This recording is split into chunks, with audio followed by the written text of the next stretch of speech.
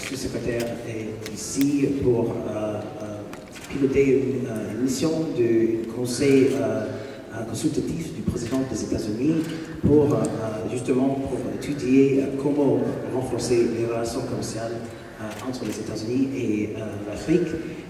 Il y a plus de 50 membres du secteur privé et du gouvernement des États-Unis qui font partie de la délégation. C'est la plus grande délégation d'hommes d'affaires américains qui visitent la Côte d'Ivoire depuis plusieurs années déjà.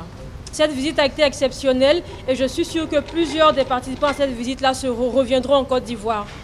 Le conseil consultatif du président des États-Unis pour le Doing Business en Afrique est un projet très innovateur et très important.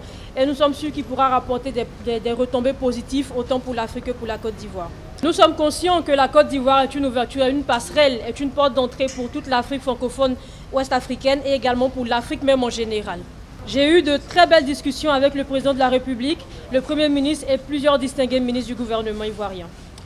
Et à tous, je leur ai expliqué que notre délégation est très impressionnée par les réformes économiques menées par la Côte d'Ivoire. Et également qu'il est important pour notre délégation ici, que pour l'avancée des choses, que cette réforme-là puisse continuer. Nous avons également des plans sur comment accroître nos relations commerciales avec la Côte d'Ivoire. Nous avons également compris que 2 projets majeurs pour la Côte d'Ivoire se tournent autour de pouvoir transformer localement les matières premières et également dans le secteur minier. Nous avons donc échangé avec le président, le Premier ministre et les autres ministres sur comment nous pouvons tisser une relation de sorte à faire venir ici, de notre niveau, faire venir en Côte d'Ivoire des compétences pour aider à pouvoir transformer ces matières premières-là que sont le cacao et les noix de cajou ici même en Côte d'Ivoire. Nous avons également compris que vous souhaitez développer votre secteur minier, raison pour laquelle nous proposons également de faire venir en Côte d'Ivoire des compétences que nous avons dans ce secteur-là afin de rencontrer les personnes du secteur ici en Côte d'Ivoire et leur apporter leur expertise. Je suis également heureux d'annoncer 3 accords sur lesquels nous avons travaillé, que nous avons signés également pendant notre visite ici en Côte d'Ivoire. La compagnie Visa a pu signer un protocole d'accord avec le ministère des Finances afin de digitaliser les moyens de paiement en Côte d'Ivoire.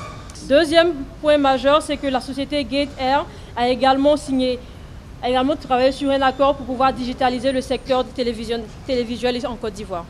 Et également, nous travaillons en ce moment sur un protocole d'accord entre la Côte d'Ivoire et les États-Unis afin de pouvoir mettre à disposition des informations, que les Américains puissent avoir des informations sur les différents marchés ouverts ici en Côte d'Ivoire pour que les Américains puissent également proposer des offres pour ces différents marchés-là. Je voudrais également appuyer encore ce que le sous-secrétaire a dit concernant tout ce que nous avons vu sur le secteur privé américain qui est venu. Nous avons vu de très belles choses en Côte d'Ivoire. Nous avons autour de 25 sociétés, compagnies privées qui sont venues pendant cette visite-là, qui sont dans différents domaines d'activité, qui sont prêtes à investir en Côte d'Ivoire. Et lorsque nous voyons comment le gouvernement travaille, mettre ensemble le secteur privé et le secteur public, nous sentons qu'il y a des opportunités majeures que cela apporte et nous sommes prêts en tout cas à apporter notre soutien pour que la Côte d'Ivoire soit ce hub sous-régional.